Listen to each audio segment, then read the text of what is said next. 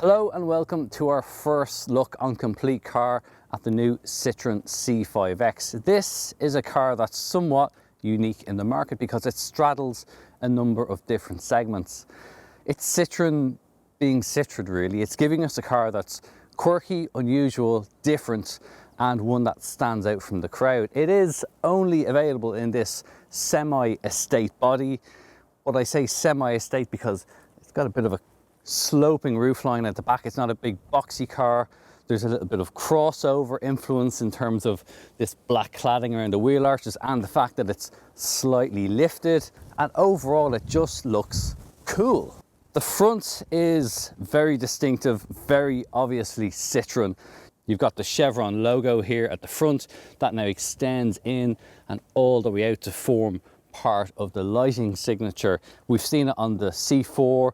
This is a new thing that Citroen is now doing across its models. It makes it very distinctive looking. Also quite distinctive is the fact that it's got these huge scallops out of the bonnet. Really helps break up what would otherwise be quite a big bonnet. The rest of the car, well, you've got very sleek daytime running lights here, LED headlights further down as well, fog lights in the base.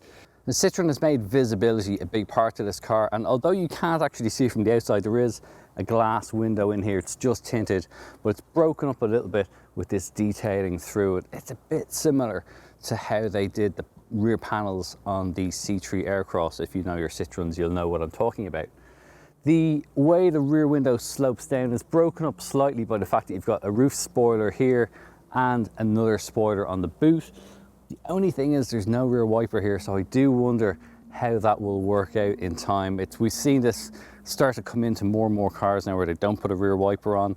Some people will like it, but the problem is if you live in a very dirty road, for example, it can get quite clogged up. So that's one thing you might want to consider.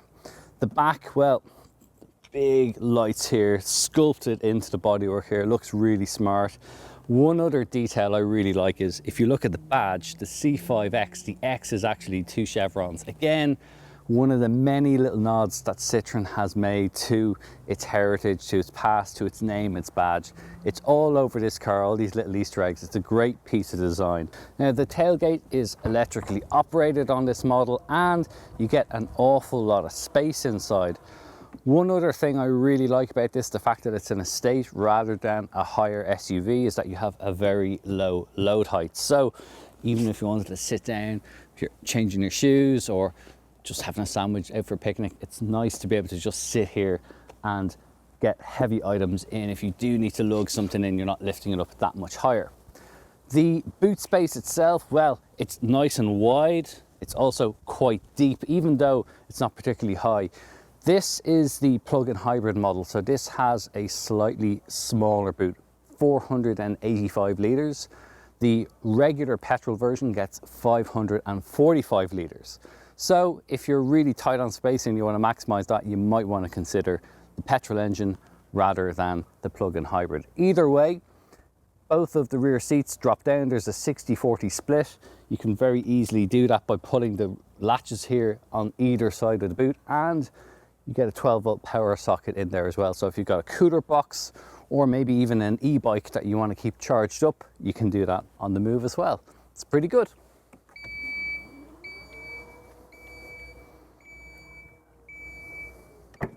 Now on the inside, it is all about comfort. First of all, there's these seats. They are not like normal car seats. Feels like you're sitting in a really comfortable couch.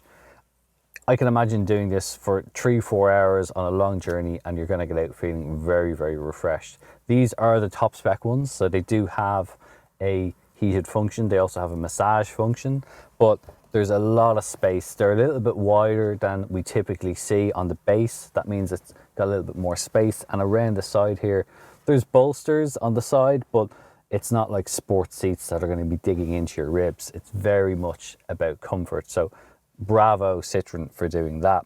The rest of this interior is a real step up for Citroen as well. Not just the design, but the quality and the materials just look a real step up from what we've previously seen from Citroen. The steering wheel itself, let's start with this. It's slightly squared oval shape. It's got a good size. It's not too big, it's not too chunky. It fits in your hand well. It's not, thankfully, festooned with buttons either. There's very simple controls here for volume, and then on the left side for doing your driver assistance, so your cruise control, things like that. On the right side, it's just your volume and answering a phone call or summoning the voice assist system. The display itself, there's a small digital instrument display in front of you. It looks good. It's not too complicated. What's more impressive is the fact that you now have what Citroen calls its e-hood, which is a much larger 12-inch head-up full color display. It looks really good, especially when you're using it with sat-nav. It outlines the map in real time dynamically, so you can see exactly what turn that you need to take as it's coming up. So it's really nice to use. It's great to see a head-up display that is big, but also isn't actually that distracting in real life when you're using it. So again, pretty good feature to have. Then there's also the infotainment system. It's better than we've seen in previous systems. It's a large, quite thin, it's not up very high, but it's a 12-inch display. The standard models, the base model will get a 10-inch, but most of the ones we'll see will have a 12-inch display. It's quite a nice system to use. I like that there's a physical home button here as well, so you can go through a couple of different functions. There's also a separate button for the car controls, so this is just a way of getting more quickly through to what you need. It's quite like a smartphone or a tablet in that you can swipe different functions. So if you want to have your seat adjustments come up with your phone or anything like that, it's all quite intuitive to use actually. Obviously you've got Android Auto and Apple CarPlay available there too, so if you do prefer to use that you can, but as native infotainment systems go, it's actually pretty good. There's also a nice volume control here on the side. Another thing that's quite good is these physical controls for the climate control. Now it is something we bang on a lot about here in Complete Car, but having physical controls that you don't need to look at when you're driving if you want to make it a bit hotter or a bit cooler in the cabin is really, really important. It's a great safety feature. We saw Citroen bring this back with the C4 and the EC4, and again, it's here. Really good to use, really like that it has that. In between these rotary controllers here, you've got your separate buttons then for the temperature and also for your heated seat functions in this particular car again. So you've got 3 different levels. Then the center console. This again is quite open, quite spacious. This particular car is equipped with a wireless charging pad, so you can just stick your phone in there. It's also got a nice rubberized texture, so it's not going to slide around at the first corner that you take. It's got this gloss black top here, which I'm sure the car designers think looks great, but in real life, this is just going to be a dust magnet and it's going to get scratched quite easily. We've seen it in a lot of cars and it's fast becoming one of my pet peeves, but it's here. It is broken up a little bit. You've got 2 big cup holders here. You've got this etched out section here with this rocker switch for the drive selector. This is a fully automatic car and it just has a simple rocker toggle there, which then goes through your forward or reverse. It's got different drive modes here, so it can go from fully electric to comfort, normal or sport. We'll touch a bit more on that when we get out on the road. And you've got an electronic handbrake. There's a little bit more storage here, and underneath this armrest it opens. Again, a bit more storage, and you have USB-C charge port in there too. Other details that are quite nice is this frameless rear view mirror. It does actually give you quite a good amount of view out the back, assuming there's nobody sitting in there. And then on the side here, you've got a lot of details. So this stitching that runs along the door panel, again, those Citroen chevrons creeping in there. Nice little subtle touch. It also extends across the top of the seats. And these inserts on top of the doors, along with this metal framing. It looks really nice. It's very high quality. The materials and how they feel, really top notch. This is kind of like what you'd expect to see in a proper German premium car. It's a little bit unusual, it's a little bit different. It's not like something we've seen in a lot of other cars. Now, if you thought it's roomy in the front, it's even roomier back here. I have acres of space back here. partly because this car is pushing 4.8 meters long, means that there is no shortage when it comes to rear passenger space.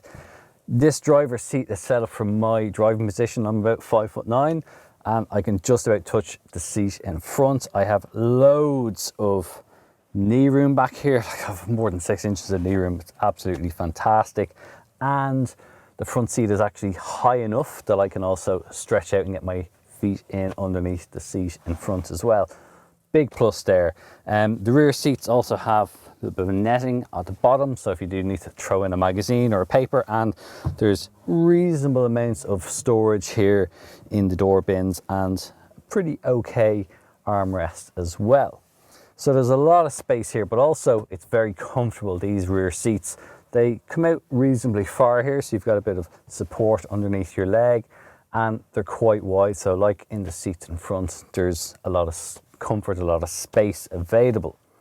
The 2 outer seats are equipped with ISOFIX points for child seats, but this car is fairly wide, and this middle seat, even though it's a little bit higher, you could probably maybe just about get a booster seat in here as well if you do need to, or if somebody else is sitting in the middle, they're not going to feel overly squashed.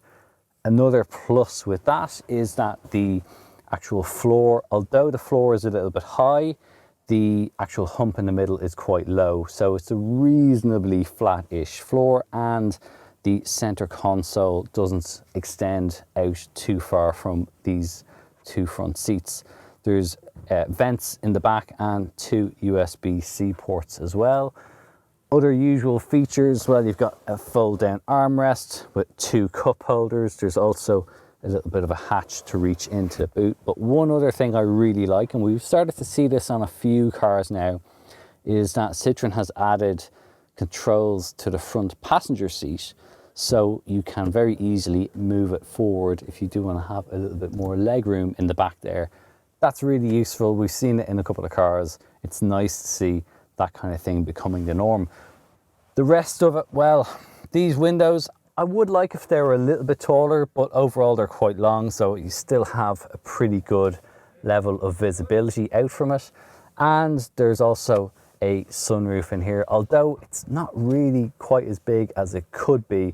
It doesn't come back all that far, so it would be nicer if there was a little bit more light for the rear passengers, but it's only a small gripe in what is otherwise a very spacious and comfortable car. Now, the battery in the C5 X is good for between 54 and 55 kilometers of electric only driving, depending on what options the car is equipped with, and charging it doesn't take that long either. It comes with a 3.6 kilowatt charger as standard, but you can up that to 7.4. You're looking at around about 3.5 hours to fully charge it, which isn't that long at all.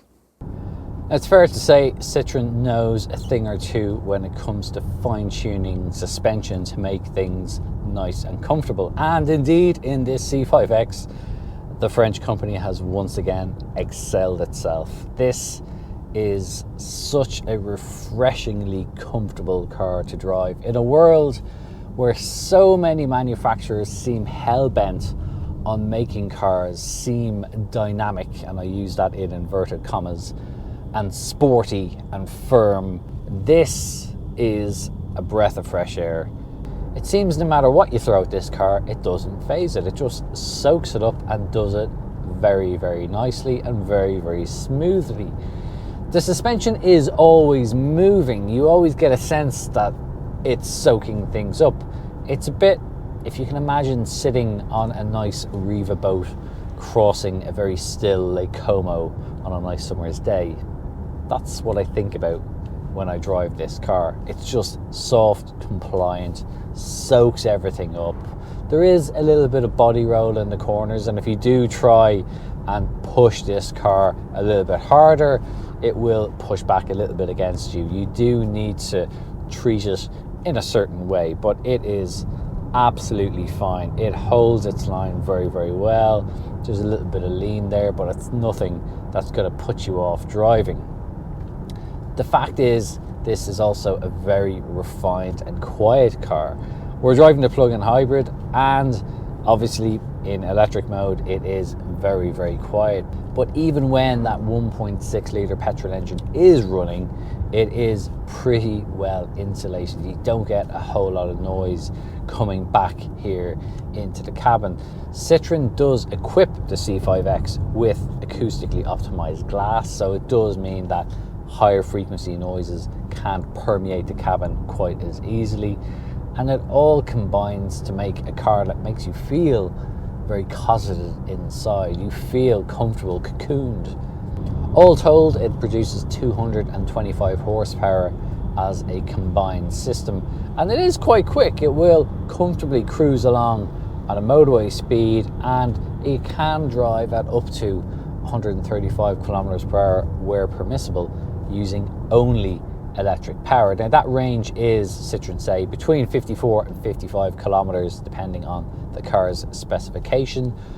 As ever with plug-in hybrids, we would say you'll probably get a little bit less than that, but again, it depends on how you drive, where you drive, and how cold or how warm it is, for example. All of those things will have an impact on the battery's performance. But given what the average daily commute is for the average person, most people should be able to do the majority of their drive, if not all of their drive, using only the battery, which is good. It does mean that there's a little bit less emissions coming out of that tailpipe.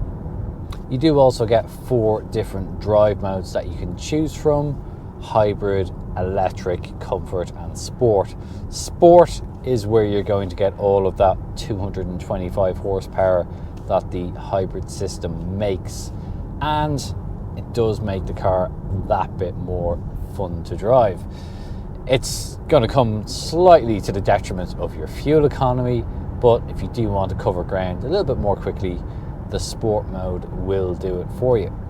It will always try and get back into electric mode wherever possible, even if the battery is showing next to no charge. It always will use whatever it can rather than the petrol engine, which is a good thing. Mostly you'll barely notice the difference happening, other than the fact that your digital speedo goes from white when the combustion engine is running to blue when it's running using only the electric motor. So far today we've done 135 kilometers, which is much more than the 55 kilometers that only the battery will use. So we have been using the combustion engine a fair bit and obviously experiencing the different driving modes, but still, nevertheless, the car is currently still showing a combined consumption figure of 4.2 litres per 100 kilometers, which isn't that bad given the level of performance that this car has, its size, its weight, etc. So that's our first drive review of the new Citroen C5 X. It really is quite an extraordinary car. It's absolutely as comfortable as they come. It's still fun and engaging to drive. It's got plenty of tech inside, and it's got a lot of really quite premium features too. Citroen has really done a fantastic job with this car. It's genuinely different, and it's a fantastic alternative to the plethora of SUVs that we currently have on the market. If you want to know more about this car, head over to our website, which is CompleteCar.ie. You'll find detailed reviews of this, all of its rivals, along with specs, pricing, and everything you need to know about researching your next car purchase. In the meantime, thanks for watching. We'd really appreciate if you could hit that like button, and don't forget to subscribe to the channel. But more importantly, tell us what you think in the comments below, because we love hearing from our viewers and what they think, because it's very important feedback. I'm Dave Humphreys for CompleteCar.ie. Thanks for watching.